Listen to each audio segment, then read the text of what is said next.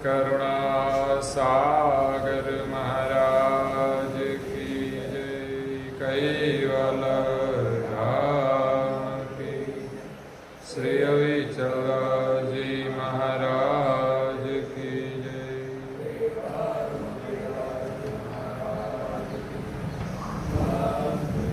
सत्य वत्साले सत्य वत्साले सत्य। परम गुरु श्रीमद् करुणा सागर रचित पंचम स्वसंवेद यानी पंचम सूक्ष्म वेद स्कंद है पहला। दिव्य परम गुरु जी का आगमन और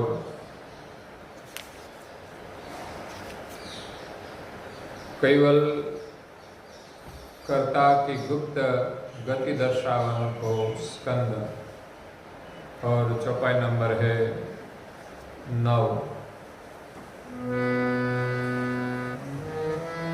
विधि वितपना शिर पंचमो देव चरत सुसंवेद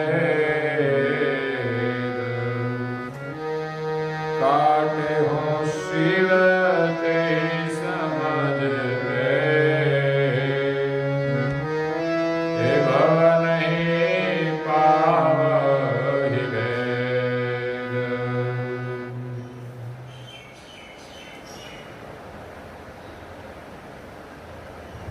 प्राय भक्तजनों, ज्ञान संप्रदाय के आद्य स्थापक अनंत ब्रह्मांडाधीश केवल कर्ता के परम विशेष अंश सकृत सिद्धांत का प्रतिपादन करने वाले पंचम स्वसम वेद के रचयिता अनंत अंशों के तारणहार केवल धर्म धुरंधर नव बुद्धि के सागर महान समर्थ परम श्रेष्ठ परम विभूतिवान परम दयालु परम कृपा निधि सर्वज्ञ दिव्य परम गुरु श्रीमद् करुणा सागर जी महाराज जगत के जीवों को जगत का सर्जनहार का संदेश देने के लिए, जगत के जीवों को ज्ञान का उपदेश देने के लिए, जगत के जीवों को जन्म मरण से मुक्त कराने के लिए परम गुरु श्रीमद् करुणा सागर जी महाराज ज्ञान उपदेश देते हुए स्वरचित पंचम स्वसम वेद ग्रंथ में पहले स्कंद में 9वीं चौपाई में कहते हैं कि विधि वितपन शिर पंचमो तेहि उचरत स्वसम वेद। विधि यानी ब्रह्मा जी। ब्रह्मा जी को 5 मुख थे।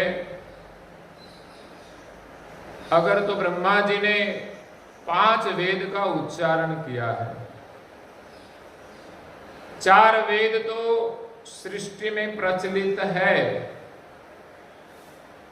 लेकिन 5वां की गति गुप्त है। सृष्टि के आद्य में ब्रह्मा जी 5 वेद का उच्चारण करते थे। विधि वितपन शिर पंचमो। ब्रह्मा जी को 5 मुख था, 4 दिशा का 4 मुख और 5वां ऊर्ध्व मुख था। ऊर्ध्व मुख से 5वां वेद का उच्चारण होता था। ते उसरत स्वसम वेद। वो वेद का नाम है स्वसम वेद, जो 4 वेद का कारण है। 4 वेद स्वसम वेद की शाखाएं हैं। जैसे एक पेड़ होता है, उनका एक थड़ होता है और एक ही थड़ से उनकी शाखाएं निकलती है। इसी प्रकार यहाँ स्वसम वेद ये 4 वेद का एक थर्ड है। तो काटे हु शिव ते ही समझते, सृष्टि की आद्य में यही 5वां मुख का छेदन किया जाता है। या तो ये 5वां वेद की जो वाणी थी उसके लिए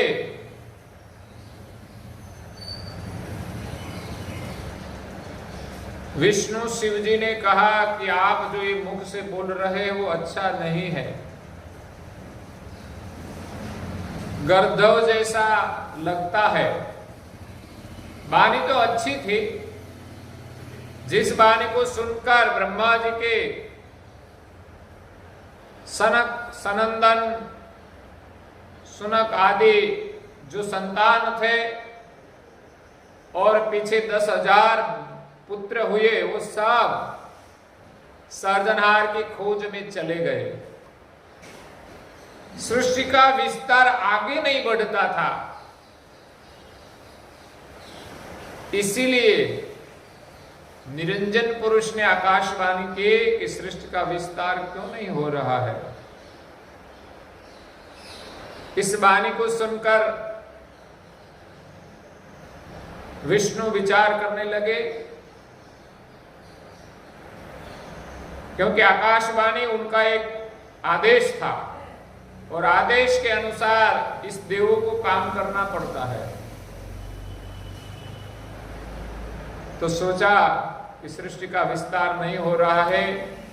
ब्रह्मा जी के मुख से 5वां मुख की जो वाणी निकलती है वो सुनकर ही सभी सनकादिक चले जाते हैं और ब्रह्मा के बिना तो इस सृष्टि का विस्तार आगे नहीं बढ़ेगा। इसीलिए ब्रह्मा जी का 5वां मुख का छेदन करने के लिए विष्णु ने शिव जी को निवेदन किया कि ये संहार करने का काम आपका है, आपको जिम्मेदारी दी है, इसलिए आप उनका छेदन करें। क्यों छेदन करें? उनका कारण था कि सृष्टि का विस्तार आगे नहीं बढ़ता था। इसीलिए यहां परम गुरु जी कहते हैं कि विधि वित्पन श्री पंचमो, विधि का जो 5वां मुख था उनसे जो वाणी निकलते थे ते ही उच्चरत स्वसम वेद, वो स्वसम वेद का उच्चारण था। स्वसम यानी सोहंग प्राण, जो सारी सृष्टि का जीवन है, जिनको सोहंग कहा जाता है। सृष्टि में कई महापुरुष हुए, उन सभी ने भी इस सोहंग का भजन किया है, लेकिन पार नहीं पाया कि सोहंग है क्या आखिर। इस सोहंग प्राण सर्जनहार का प्रकाश है, ऐसा नहीं अनुभव किया। इसलिए थोड़ा सोहंग का आनंद करके वो संसार के जन्म मरण से तो छूटे, लेकिन बीच में रहे, वो निज धाम में नहीं जा सके, सर्जनहार की खोज नहीं कर सके। क्यों? इस सोहंग को ही उसने परमेश्वर मान लिया और खुद को भी परमात्मा मान लिया, सोहंग स्वरूप मान लिया। इसीलिए सोहंग का भजन करने वाला सभी महापुरुष, वो सब जो अपने इष्ट को सोहंग रूप मानते थे, चाहे वो ब्रह्मा हो, चाहे विष्णु, चाहे महादेव, इन सगुण की भक्ति करने वाले और सोहंग स्वरूप मानने वाले महापुरुष सभी देवी धाम में गए। उसका प्रमाण यही है कि परम गुरु श्रीमद करुणा सागर जी महाराज सर्जनहार की आज्ञा से, उनके हुक्म से जगत के जीवों को सर्जनहार का ज्ञान देने के लिए, पांचवा वेद प्रकट करने के लिए जब हुक्म किया, तब सबसे पहले वो देवी धाम में गए थे। तब जब वैकुंठ में गए, यहां से भजन किए हुए सभी महापुरुष वहां उनको मिले थे। इसलिए पांचवा वेद है, उनका छेदन कराया गया सृष्टि के आद्य में। विधि वितपन श्री पंचमो ते उचरत स्वसम वेद, काटे हु शिव ते ही समझते। शिव जी भी महादेव है और निरंजन की आकाशवाणी सुनकर और सृष्टि का विस्तार करने के लिए वो सही लगा, तो शिव जी ने ब्रह्मा जी का जो पांचवा मुख था, जो कैवल वेदता स्वरूप था, जो कैवल की पहचान थी, उसका छेदन किया। ऐसे तो उनको हत्या का पाप भी लगा, क्योंकि आखिर तो वो देव है, किसी का भी छेद करे तो हत्या का पाप लगता है। उनके पीछे पड़ा वही मुख, लेकिन कहा जाता है कि उनके सर में, गले में उसको धारण किया, तब उनकी पीड़ा शांत हुई। और पांचवा मुख का छेदन करने के बाद ब्रह्मा जी बोलते थे, तब तो पता था, लेकिन जब पांचवा मुख का छेदन हो गया, बाद में वो वाणी बंद हो गई। बंद हो जाने के बाद ब्रह्मा जी सृष्टि सर्जन के कार्य में लग गए।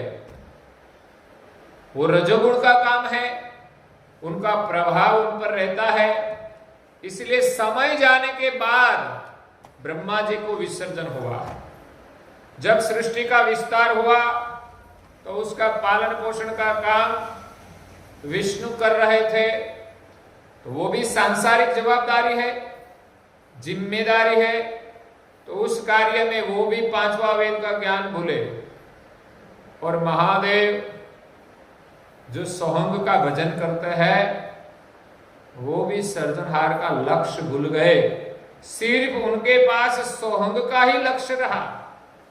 सनकादिकों ने सुना था पांचवा वेद का ज्ञान, सर्जनहार की खोज में चले गए थे, लेकिन आगे निरंजन ने उसको रोक दिया कि इस एक ब्रह्म है, द्वितीय कोई है ही नहीं, एक अद्वैत ब्रह्म में और कोई नहीं है।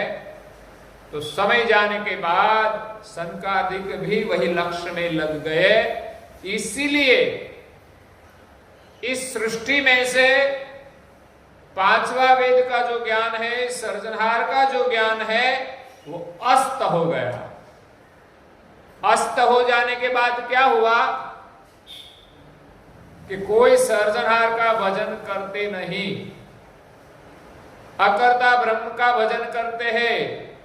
जो अकर्ता है, इसमें कर्तृत्व शक्ति नहीं है, उसमें अपने आप का कोई ज्ञान नहीं है। ब्रह्म में जो कुछ है, आनंद चेतना, वो सब सर्जनहार की है, ब्रह्म को कोई पता नहीं। हाँ, कोई संसार से अपनी वृत्ति ऊपर उठा के इस प्राण के साथ एकता करे, तो प्राण में रही वो जो शक्ति है, जो आनंद है, जो सामर्थ्य है, उसका लाभ मिलता है।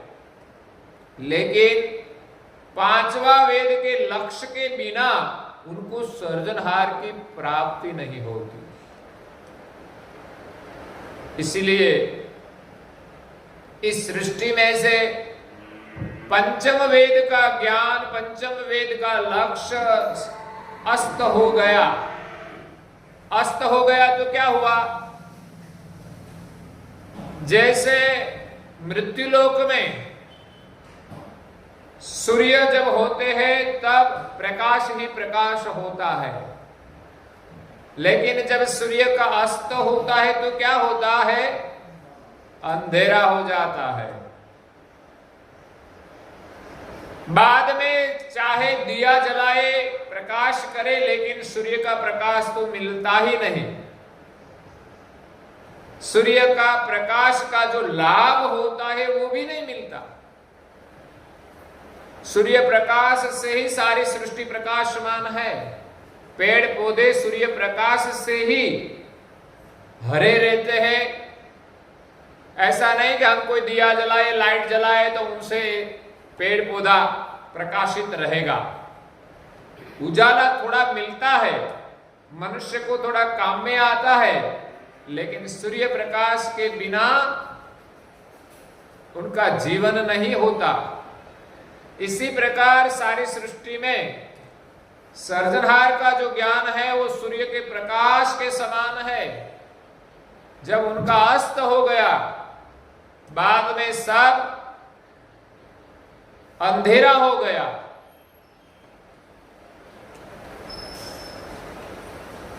क्यों? कि सूर्य जाने के बाद अंधेरा क्यों होता है? क्योंकि ये मृत्युलोक है, वो शाम शून्य है।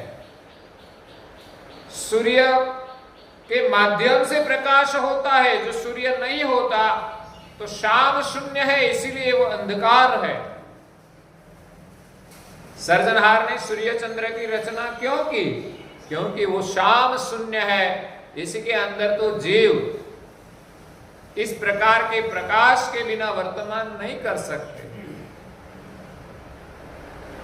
तो इसी प्रकार सारी सृष्टि में सर्जनहार के ज्ञान बिना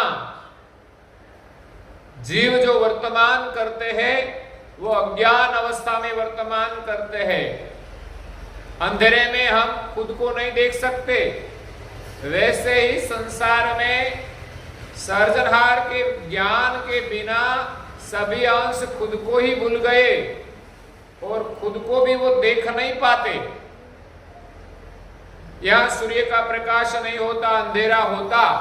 अगर लाइट भी नहीं होती, प्रकाश भी नहीं होता, तो क्या होता? हम सब एक दूसरे को क्या होता? टकराते हैं। अंधेरे में आप अनुभव करें, घर में लाइट हो चली जाए, थोड़ा सा भी प्रकाश ना हो तो क्या होता? एक दूसरे के साथ हम टकरा जाते हैं।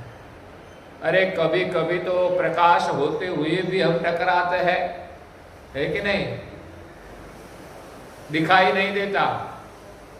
तो इस प्रकार संसार में सभी अंश इधर उधर भटकते हैं, टकराते हैं, क्योंकि सृष्टि के जो सर्जनहार है उसके ज्ञान के बिना सब जगह अज्ञान रूपी अंधकार है।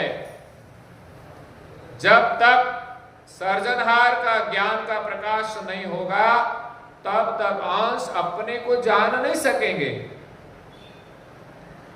और अपने को जाने बिना अज्ञान रूप अंधकार में यही अंश कहां भटकते हैं, कहां टकराते हैं? एक शरीर से दूसरे शरीर में भटकते हैं, वहां इधर उधर भटकते ही रहते हैं, दुखी होते हैं। इसीलिए परम गुरु जी ने इस संसार में पांचवा वेद का ज्ञान प्रकट किया है। काटे हु शिव ते समझते, सृष्टि के आद्य में शिव जी ने सोच समझ के ये पांचवा मुख का छेदन किया था, लेकिन भव नहीं पावत बे। जगत के जीवों उनको जानते नहीं। क्यों? कि स्वयं ब्रह्मा विष्णु महादेव भी भूल गए हैं। तो हम तो सामान्य जीव है, वो पांचवा वेद का ज्ञान सुना भी नहीं था, पता भी नहीं था। तो ये पांचवा वेद की महिमा है। परम गुरु जी ने ये पांचवा वेद प्रकट किया है। जो पावही भव भेद रहत नहीं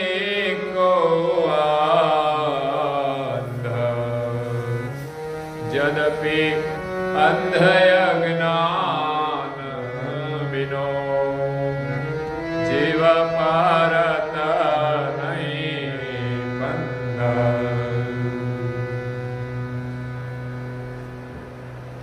जो पावही भव भेद यह सृष्टि की रचना का विस्तार आगे बढ़े और ये पांचवा वेद का जो ज्ञान है उनका भेद जगत के जीवों जो जाने, रहत नहीं को अंधा, कोई अंधे रहेंगे नहीं। जब प्रकाश होता है तो सब कुछ दिखाई देता है, वैसे पांचवा वेद का ज्ञान सुनकर कोई अंश इस संसार में फंसेगे नहीं।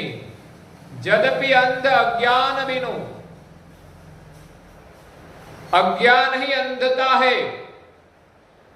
जब पांचवा वेद का सुमिरन होगा तो अपने को वो जानेंगे कि मैं कौन हूं। तो ये अंध और अज्ञान के बिना जीव परत नहीं फंदा। तो कोई भी जीव संसार के फंद में पड़ेगा नहीं। सर्जनहार का आशय था, मतलब खुद को खलक रचे की कहत सुनो सब कोई। आप सभी सुने। परम गुरु जी कहते हैं सकृत चिंतामणि ग्रंथ में कि सर्जनहार की सृष्टि रचना करने की कोई मतलब है। अगर सृष्टि के आद्य में ही इसी प्रकार सभी अंश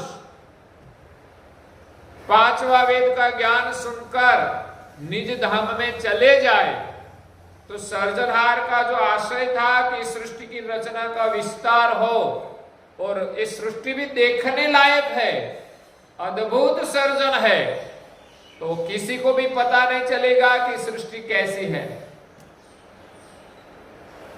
ऐसे तो सभी अंश निज धाम में चले जाए, लेकिन इस सृष्टि की रचना का तो पता नहीं चलेगा। और सर्जनहार की महिमा तो यही है कि सर्जनहार ने कैसी अद्भुत रचना की है, यही विलोकन करना है। लेकिन पांचवा वेद का ज्ञान जब भूल गए तो सब अंश इस संसार के फंद में फंस गए।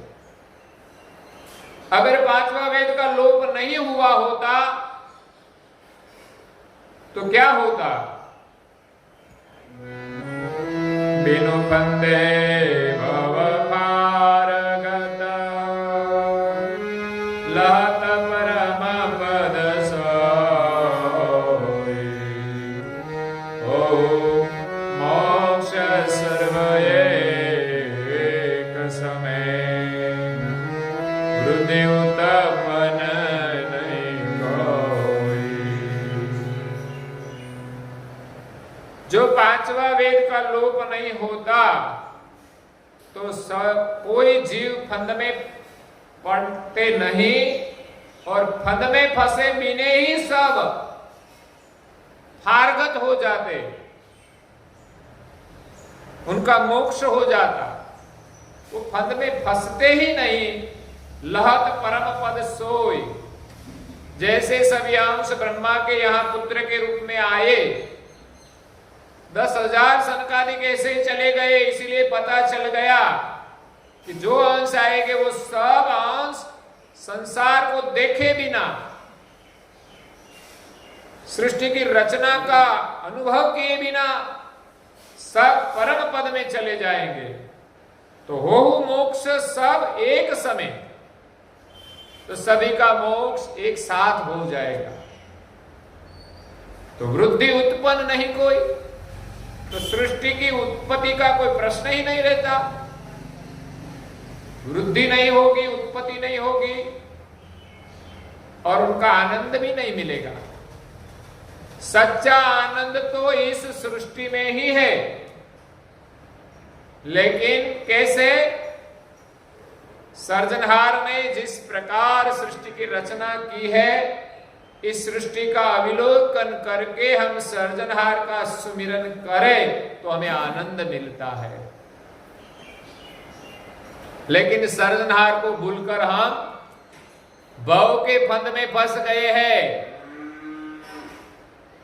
कोई टीवी के पास बैठा रहता है, कोई बीबी के पास बैठा रहता है,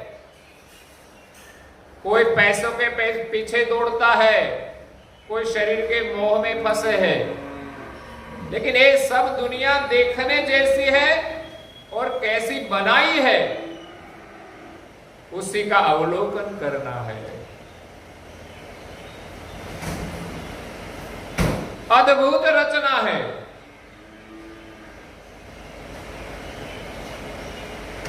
परम गुरु जी कहते हैं, हे बिनु वृत्ति उत्पन्न विश्वहि को करहि किलास, खेलय खंडित क्यों चले, निज करता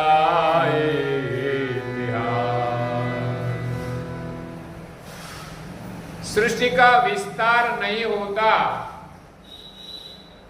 तो फिर विश्व का जो आनंद है वो कौन करेगा। सर्जनहार का एक आशय था कि सृष्टि की जो रचना की है, 84 लाख प्रकार के शरीर भी बनाए हैं, एक बार सभी अंश इस सृष्टि में जाकर इस सृष्टि का आनंद ले, विलास करे और साथ में सर्जनहार का सुमिरन करे। सर्जनहार ने कैसी अद्भुत रचना की है। अजब आखेल बनायो केवल साहेब, अजब आखेल बनायो रे जी, ए नहीं भेद मरम जीव पायो केवल साहेब, अजब आखेल बनायो रे जी। अद्भुत दुनिया बनाई है, लेकिन संसार में सभी अंश आए तब पता चलता है। इसीलिए शिव जी ने ब्रह्मा जी का 5वां मुख का जो छेदन किया वो सोच समझ कर किया है, सर्जनहार की प्रेरणा से, निरंजन की आकाशवाणी से किया है और सृष्टि का विस्तार आगे बढ़ा। 5वां वेद का ज्ञान अस्त हो गया, सभी जीव 4 वेद के फंद में फंस गए, सर्जनहार को भूल गए। तो सर्जनहार ने कितनी अद्भुत रचना की है। ऐसे सर्जनहार को हम प्रणाम करें, वंदन करें और सृष्टि का आनंद ले। संसार में कुटुंब है, परिवार है, सबके साथ हम प्रेम रखें तो कोई दुख नहीं है, लेकिन जब स्वार्थ आता है तब दुख होता है। जिस माँ बाप ने बच्चे को बड़े किया वही लड़का बड़े होकर माँ बाप को भूल जाते हैं, उसका अपमान कर देते हैं। कोई कपूत उनको वृद्धाश्रम में भेज देते हैं, कभी जीते ही उसको नरक का अनुभव करा देते हैं। यही दुख का कारण है। जिस माँ बाप ने बड़ा किया उसको ही भूल जाते हैं, उसके एहसान को भूल जाते हैं। इसी प्रकार सृष्टि में सभी अंश आए और हमारे आनंद के लिए सर्जनहार ने शरीर दिया है और सारे विलास के जो भोग है वो सर्जनहार नहीं बनाए हैं। तो वो भोग भुक्तमान करने के लिए प्रपंच नहीं करना चाहिए और जिस सर्जनहार ने सब कुछ बनाया है उनको प्रार्थना करनी चाहिए। आजकल मैं देखता हूं, आज की जो युवा पीढ़ी है शायद मंदिर में बैठकर, अपने घर के मंदिर में बैठकर प्रार्थना करने का वक्त नहीं है। जो करना चाहिए, भगवान का आशीर्वाद मिलेगा। क्या हम 24 घंटे में से आधा घंटा प्रार्थना के लिए नहीं निकाल सकते, उपासना के लिए नहीं निकाल सकते, सुमिरन के लिए नहीं निकाल सकते? निकलता है। महापुरुष ने तो कहा है कि 10वां हिस्सा परमार्थ के लिए होना चाहिए, औरों को मदद करने के लिए होना चाहिए। वो चाहे धन हो, या ये हमारा तन हो, या ये हमारा मन। इस मन से 10वां हिस्सा प्रभु का सुमिरन करना चाहिए। इसलिए समय भी 10वां हिस्सा निकालना चाहिए। समय के मुताबिक 2-2.5 घंटा निकालना चाहिए सभी को। तो यहां सर्जनहार ने अद्भुत रचना की है, और हमने जो मनुष्य शरीर दिया है वो तो उनसे भी अधिक करुणा है। इसीलिए हमें भजन करना चाहिए। किसी प्राणी को भजन करने की जरूरत नहीं है, उसके पास समझ भी नहीं है। सिर्फ ही सिर्फ धर्म की समझ, धर्म की लक्षणा, धर्म का पालन मनुष्य को ही करना है। क्यों? कि कोई प्राणी पशु पंखी अधर्म नहीं करता। अधर्म करता है तो मनुष्य ही करता है। इसीलिए अधर्म से बचना है। अगर तो अधर्म से सावधान रहना है तो हमें धर्म का पालन करना चाहिए।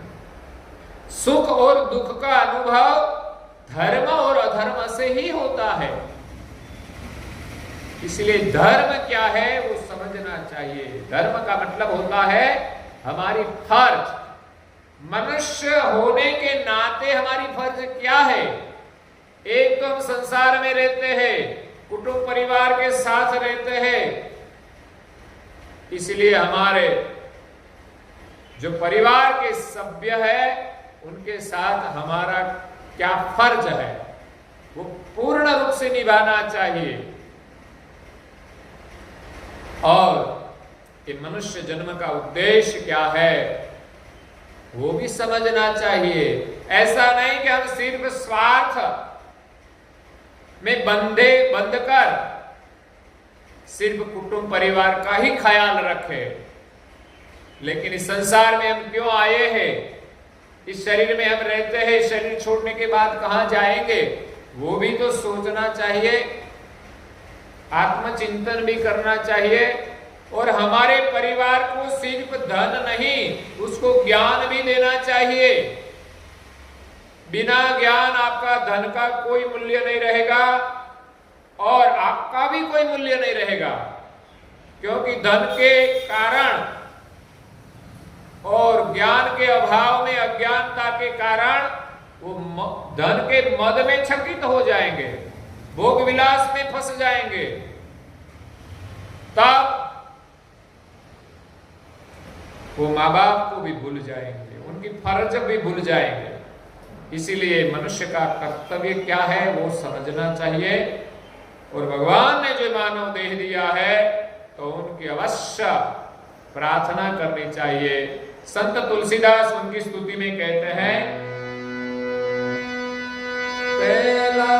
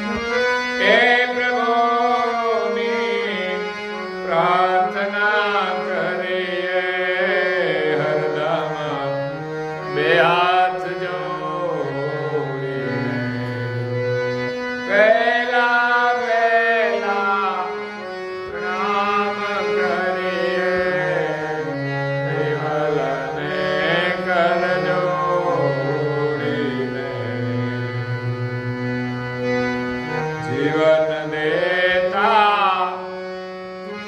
दान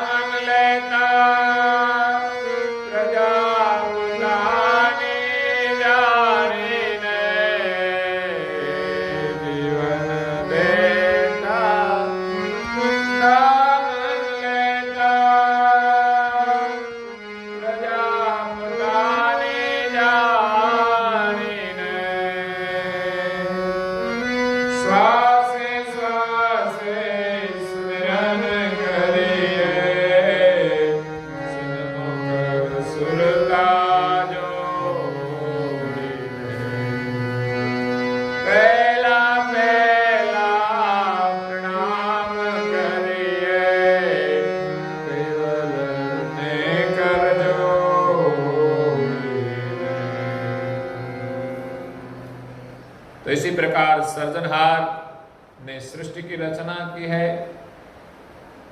तो परम गुरु जी कहते हैं कि सृष्टि के आद्य में जो ब्रह्मा जी का पांचवा मुख का जो छेदन नहीं किया होता तो सृष्टि का विस्तार आगे नहीं बढ़ता।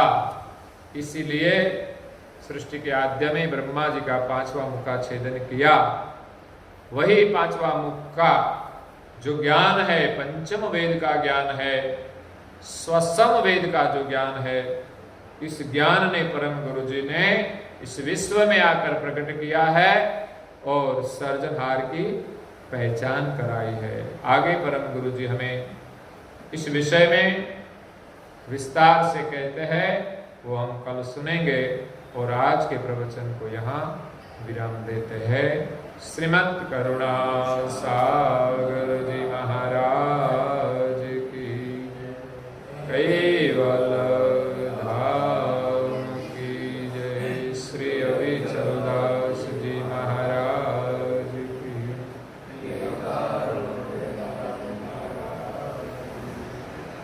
सत केवल साहेब, सत केवल साहेब, सत केवल साहेब, सत केवल साहेब।